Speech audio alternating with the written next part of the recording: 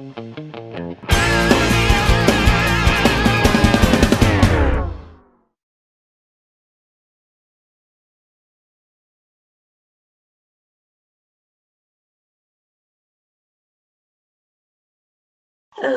pozdrav svima, dobrodošli u VBZ program U fokusu sa riječkog sajma knjiga i festivala autora vRIsak. Iako zbog pandemijske situacije autorica nije mogla biti s nama uživo, večeras ćemo putem Zooma razgovarati sa Kalliom Papadaki, grčkom književnicom, rođenom 1978. u Solunu. Kallia je završila studij ekonomije u Americi i diplomirala je na Filmskoj akademiji u Grčkoj. Objavila je zbirku kratkih priča i zbirku poezije, no premda je njezin prvi film September bio u službenoj konkurenciji 48. izdanja Međunarodnog filmskog festivala u Karlovim Varima, razlog zašto večeras razgovaramo s Kallijom je njezin 2015. objavljen, a 2017.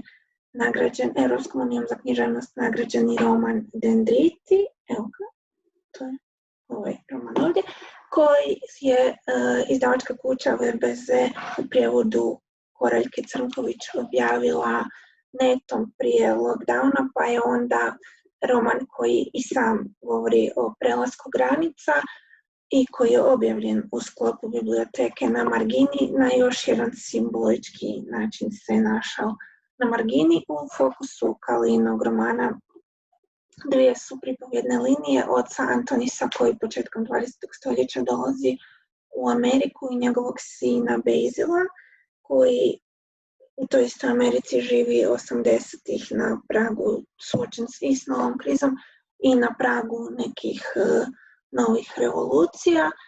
Ono što je zapravo u tom romanu zanimljivo i posebno je što Kallia Papadaki, iako joj nije primarna namjera pružiti nekakvu širu sliku društva, već se fokusira na pojedinca, kroz tog pojedinca i kroz njegovo osobno životno iskustvo ispisuje priču koja nam vrlo jasno i vrlo zorno čitatelju predočuje kako je to bilo živjeti u gradu Camdenu i kako se grad mijenjao i odrastao i na koncu srastao zajedno sa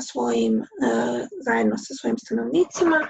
I eto, o tome kao i o pojmu granica, o razlikama između američkog i evropskog sna i mnogo čemu drugome. Večeras razgovaramo sa Kalliom Papadaki koja nam se javlja uživo iz Atene. Yeah, you're actually right. And now that you mention how dendrites are about many crises or are centered around many crises, one of them is also the era of Great Depression, and economical experts are often claiming how this crisis we are now facing will be the worst one after the Great Depression time. And since you have also graduated economics, maybe you could give us your own comparison between these two time periods. No, it's a different kind of crisis. It's not about the financial institutions, because the big crash was about the stock market, and they believed that the stocks would go up and up and up, and it was all a big bubble back then. Now it's a different kind of crisis, because it really has to do with the way we operate. I think we're going to see more of a digitalized world. We're going towards that. We're going to have a kind of industrial revolution, in the sense people won't need to travel that much. It's going to be all through the screen via Zoom, as we're here right now. I think, and that's what's scary, when you're used to meeting somebody and sitting down at the table and sharing a story, drink common experiences through a computer screen. Even now, as I'm speaking, to you, it's not the same. We're losing something that can be translated. It's like translating a book. Through this procedure, something is always lost. We don't know what the outcome might be better or worse, but there's always something lost, and it has to do with the essence of things. So I think we're moving towards a more digitalized era. So you think that the economical outcomes of the crisis will not be the most important one? I think the most difficult period is going to be the period of adjustment, as always. Periods of adjustment are, but I think things are going to go back to some kind of normality because we're going to be used to the new situation. I mean, we're people, you know, by nature, we manage to succumb any kind of difficulties. That's what our nature is, like survival, you know. Yeah, and I'm not pessimistic in the long run. It's just this period of adjustment that's going to be really harsh. I agree with you in a way. And now that you mentioned this period of adjustment, it seemed to me while I was reading your book, Dendrites, which is actually focused around two storylines of a father, Antonis, who comes from Greece to the US at the beginning of the 20th century, and his son Basil, who is the second generation born of this migrant family. But it seemed to me that even though Antonis had a harder time adjusting, when he arrived, he wasn't even able to say proper thank you in English. His son has much more difficulties his process of acculturation is obviously as done as it could be. He even transferred his name from Vasil to Basil, but it seemed to me as a reader that he had harder time with this stress of these great expectations that were put above him. So I was wondering, you were also living in the US for a couple of years for your studies. So in your experience, is it really the case?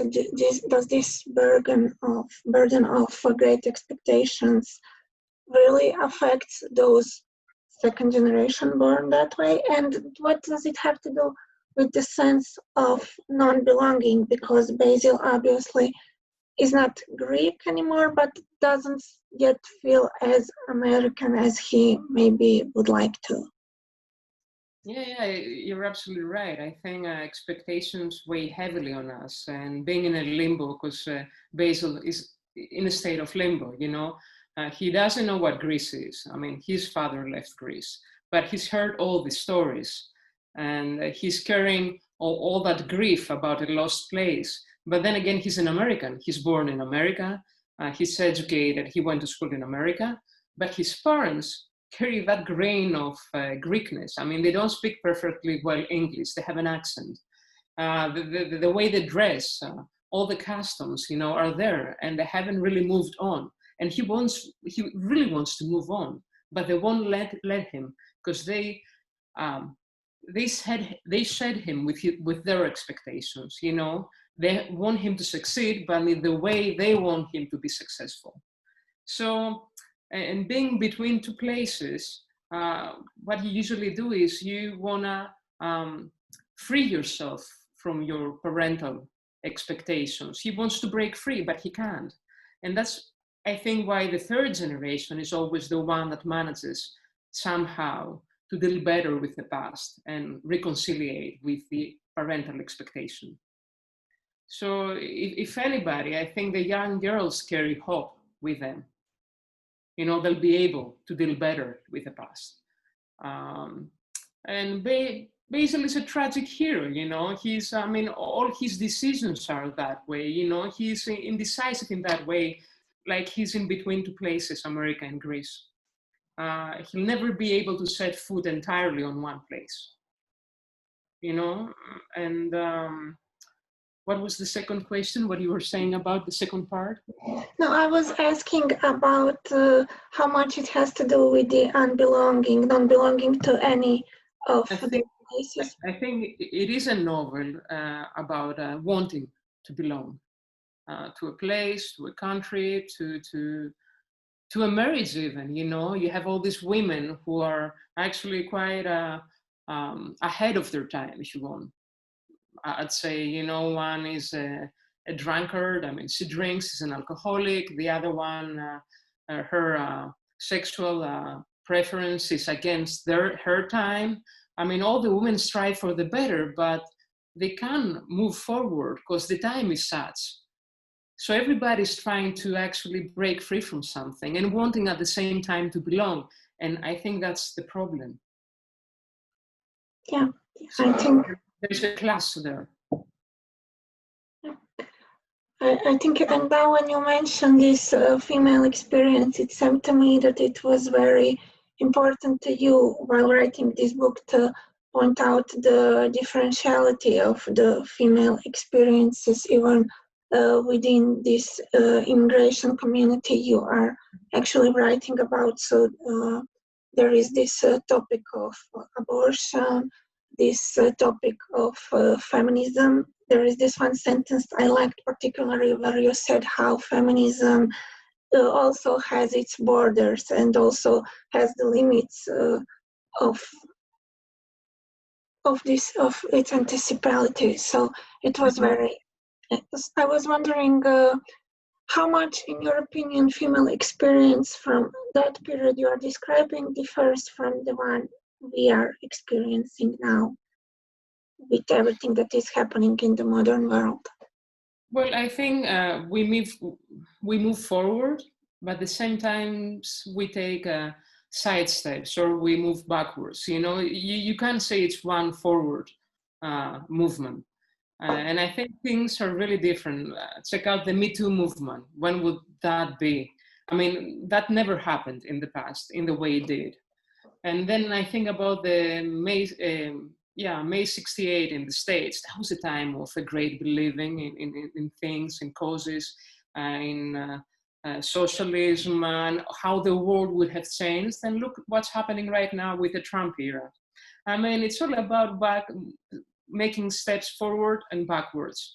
But I hope things are better in the bigger picture. I really do hope so, because the younger generation shows signs that things are going to be different, and actually we're going to see women achieving higher positions, better money.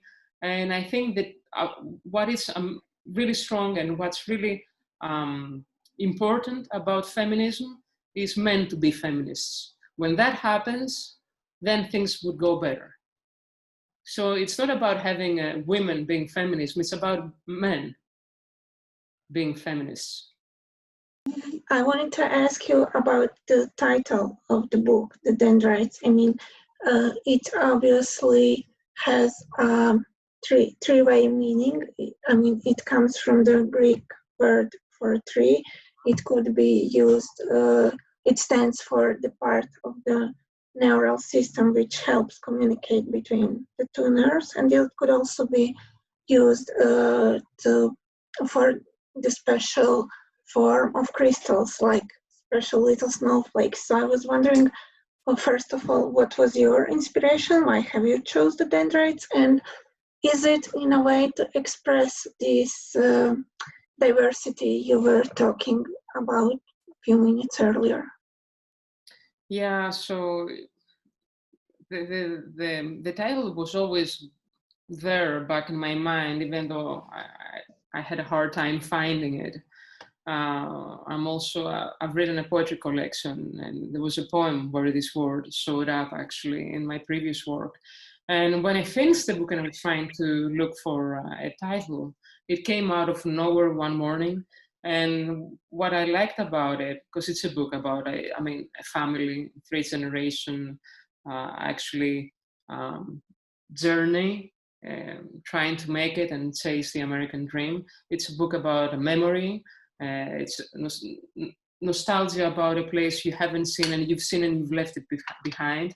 So dendrites is they're actually the neurons, the synapses of neurons that have to do with memory, really.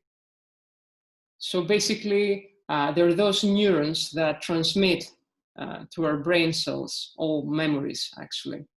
So I like that game in my mind, because, you know, when dendrites are on, the mind actually writes down memories.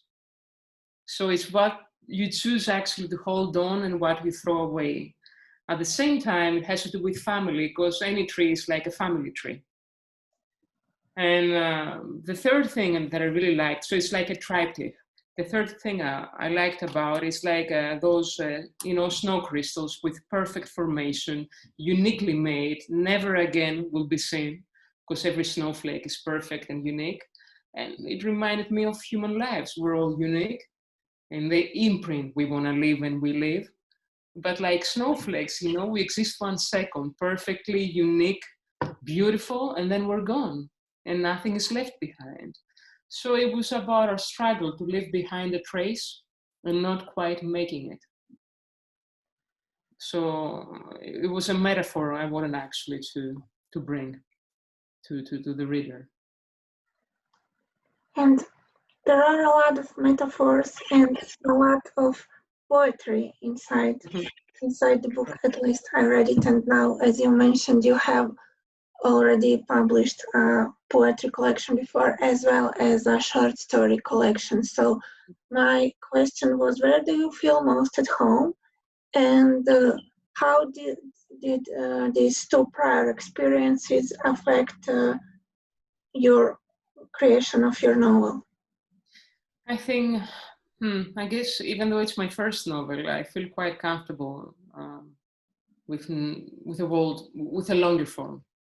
Because it's given me the chance actually to, not experiment actually, but to be able to delve into people, create stronger characters. That's what I like when it comes to longer form. Poetry is always there, because we all start from poetry, and poetry resides within us. I think every writer really begins from poetry. So there's always there, and I like reading poetry as well. But what really, really has changed the way I look at things is cinema. Because but poetry is what actually, because they condense our words into something that's even bigger. Like you can create pictures through words that can stay with the reader. And there is always a rhythm, there's the cinematic rhythm. Language has that, and poetry has that. So I think if anything is closer to the way I see my novels is poetry in combination with cinema. Being able with the fewest words to create images that are going to stay with the reader. So I think, yeah. And also, I guess poetry has to do with also the style of language you choose. So when I was writing this book, I chose the long period.